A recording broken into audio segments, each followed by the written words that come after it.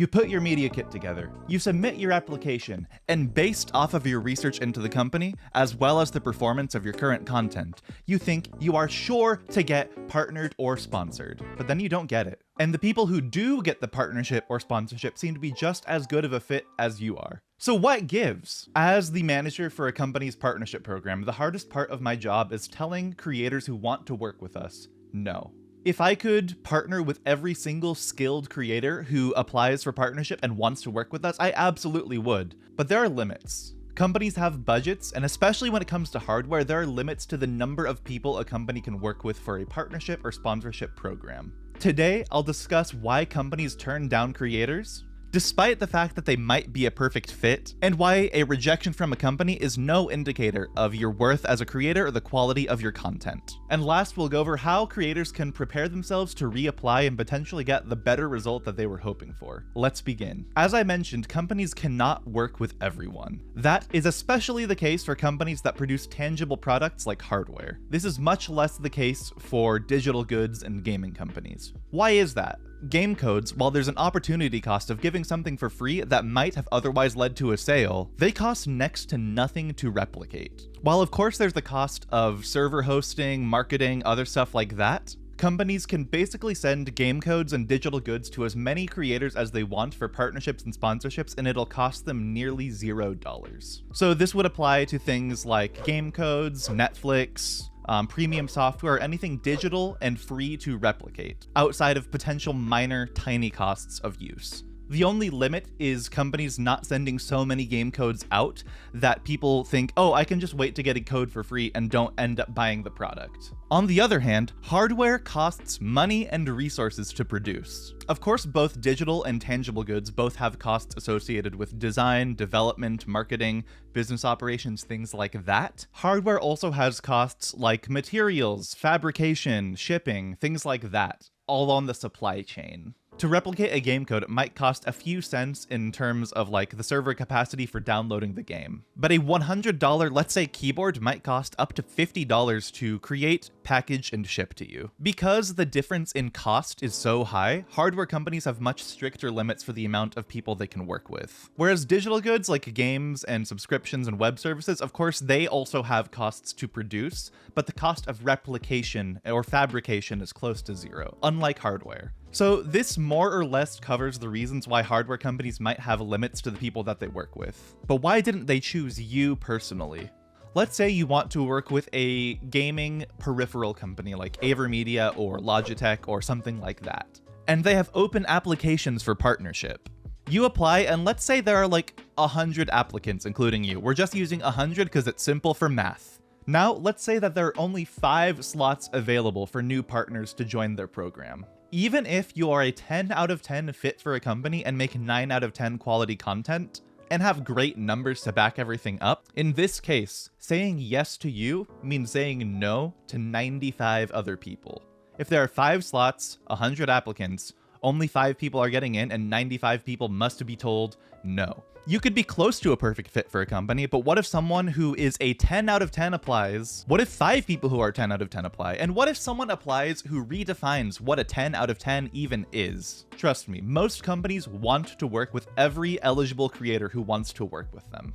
It makes sense. It's a mutually beneficial relationship. But there are limits, and companies cannot say no to the people who are outstanding fits, the people who are impossible to say no to. You might have more followers, better content, whatever, compared to somebody else who was picked, but that person who was picked might have better experience working with companies, might be more relevant for a specific campaign. You never know, and you can't take it personally. The point is, if a company rejects you, it is not necessarily because you're not a fit or not good enough. It is all due to circumstances of particular campaigns. Like, let's say some company has a campaign for promoting mechanical keyboards that they make. They're probably going to reach out to relevant creators who have previously reviewed mechanical keyboards. And let's say that for this company, mechanical keyboards are only one of many things that they produce. While you might be a 9 out of 10 fit overall for everything across the company, you might not be a 10 out of 10 fit fit for mechanical keyboards. A rejection can be entirely within circumstances out of your control, and that should not dissuade you from pursuing companies that you want to work with. I recently had to finish this process with the partnership program that I run at AverMedia, and the hardest part of my job is telling people no. There are so many amazing creators who apply for the program, and I can't have everybody. I know some people will be disappointed, and I know some people will take it personally. But here's a different way to think of it. Let's use a completely unrelated scenario. Let's say someone offers you 3 options. Option A is $1,000. Option B is $1,005, and option C is $900 and a good back massage. You can only pick one, and money is not a replacement for followers or anything else. It is simply just a vague expression of value. Both $1,000 and $1,005 are amazing options, but in that case, if money is your only concern, you're gonna pick option B of $1,005, even though the difference is so insignificant. It's just $5.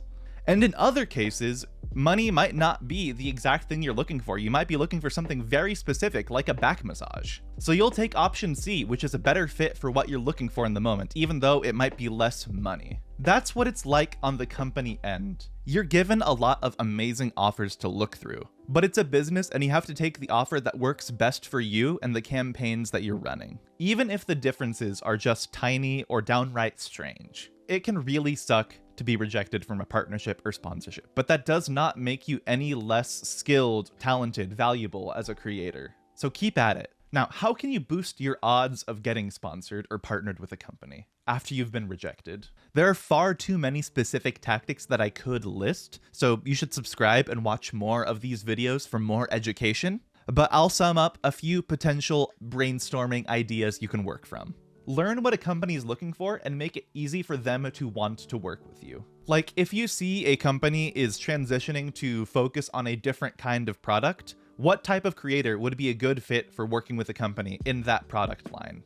And how can you make yourself a fit? So for example, you might look at their current social content and see what they're focusing on, see what hashtags they're using, stuff like that. You can learn a lot about a company by just doing a bit of studying on what they share. So adjust your pitch, adjust your content, whatever, to better showcase how those types of things might integrate with you. So that's one strategy of just doing a bit of studying and making yourself more marketable for that particular campaign. But more general advice is companies like numbers. Companies like consistent results. And if you have experience with any other brand deals, or if you know what you might be able to offer in a brand deal, make a portfolio of what deliverables you might be able to offer. Deliverables meaning what the company can expect you to produce if you work with them. If you don't have experience, just make example stuff of what it might look like. The overarching thing to think about is that what it comes down to is that there are limits to the slots available for partnership and sponsorship at a company. And companies have to pick the people that are impossible to say no to. So how can you become impossible to say no to? How can you make an offer that they can't refuse? If you're really trying to work with specific companies, that should be the mindset that guides you. How can you be impossible to refuse? Understand what companies want and be someone who can deliver it. And you can get closer to being that by making efforts to understand what a company wants and doing your best to show that you can deliver that. I'm not going to be any more comprehensive with this advice right here. This is just a brief segment, but consider things like that. This whole series of content is about getting partnered or sponsored and helping you to do that. So subscribe for more and I will do my best to help you get sponsored. Thanks for watching and best of luck out there. See you next time.